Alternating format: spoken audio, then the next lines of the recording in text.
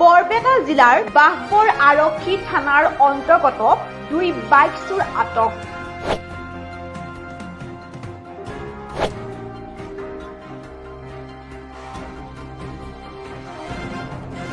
বৰপেটা জিলাৰ অন্তৰ্গত বালাজানচৰত বিশেষ সূত্ৰে স্থানীয় ৰাইজে 2জন বাইক চোৰ আটক কৰে। বাইক চোৰ 2জন জনিয়া সমষ্টিৰ অন্তৰ্গত হাওৰাচালাৰ গাঁৱৰ সাজিদুল ইছলাম আৰু শফিকুল ইছলাম।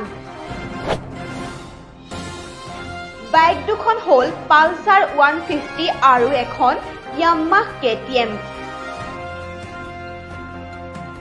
পালচাৰ 150 বাইকখন কেইদিনমান আগতে বালাজান গাঁৱৰ এজন মানুহে কিনি লয়, কিন্তু বাইকখনৰ কোনো কাগজ পত্ৰ নথকাৰ বাবে স্থানীয় লোকে সন্দেহ কৰে।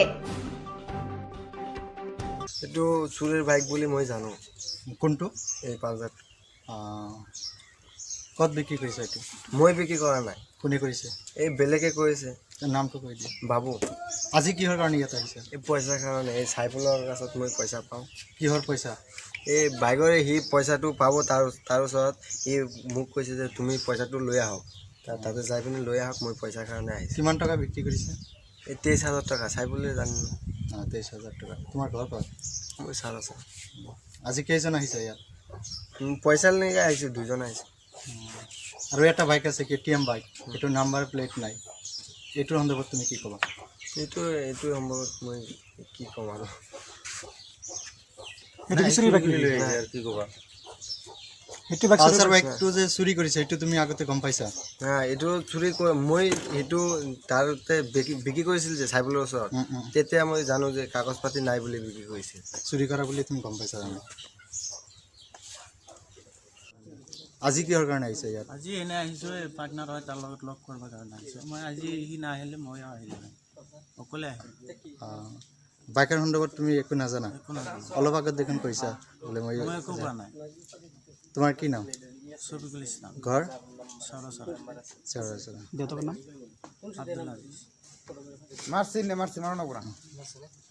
সেই সন্দেহ মতে য়ামাহা KTM বাইক সহ 2জন আটক কৰে। আটক কৰি বাঘবৰ আৰক্ষী থানাত চোৰ আৰু বাইক সহ আৰক্ষীক গতাই দিয়ে। বজাৰত আছিলোঁ পুৱাত, ইতিমধ্যে আমি অলপ আমাৰ ল'ৰা কেইজনমান আহি মোক ইনফৰ্মেশ্যন দিলে যে ইয়াতে 2টা গাড়ী, এটা গাড়ী বিক্ৰী হ'ল, চুৰি গাড়ী বুলি গম পালে। কোনে মই বিক্ৰী শুনি কৰিছে? এইটো ক'লে আমাৰ আইনালকে যে চুৰি গাড়ী এটা বিক্ৰী হৈছে। সেই সন্দৰ্ভত গাড়ী আৰু এটা আহিছে, সেই পইচা ল'ব অলপ পাব আছিল, সেই পইচা ল'ব আহিছে। পিছত আমি যাই সোধ-পোছ কৰি তেওঁলোকক সোধাৰ পিছত অলপ আবুল তাবুল কৰিলে আৰু ক'লে যে নাই এইটো চুৰি গাড়ী, এইটো গাড়ীৰ কোনো কাগজ নাই। তাৰ কাৰণে আমি জব্দ কৰি ৰাখি আমাৰ গাঁৱৰে হৰমুজালিয়ে থানাত ইনফৰ্মেশ্যন কৰিলে। তাৰপিছত আমাৰ থানাৰ পৰা আহি তেওঁলোকক লৈ গ'ল বা আমি থানাত সমজাই দিলোঁ। গাড়ীটো কিমান টকা বিক্ৰী কৰিছে বুলি গম পাইছে আপুনি? 23,000 নেকি। কাৰ ওচৰত বিক্ৰী কৰিছিল? এইটো বিক্ৰী শুনামতে চাইফুল ইছলাম। বাইকটোৰ নাম জানেনে আপুনি?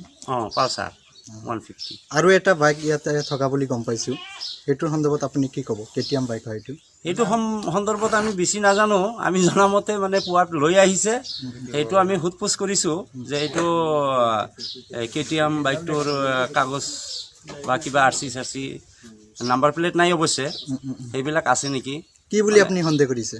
সন্দেহ নাম্বাৰ প্লেট নাই। এনেকুৱা প্লেটটো দেখাত দেখা পাইছোঁ যে প্লেট লগোৱা আছিল, সেইটো প্লেট আকৌ খোলা, সেইকাৰণে আমাৰ অলপ সন্দেহ লাগিছে। চুৰি বুলি আপোনাৰ সন্দেহ? সেইকাৰণে। বাঘবৰৰ পৰা আলম চান্দৰ ৰিপৰ্ট, নিউজ টুডে অসম।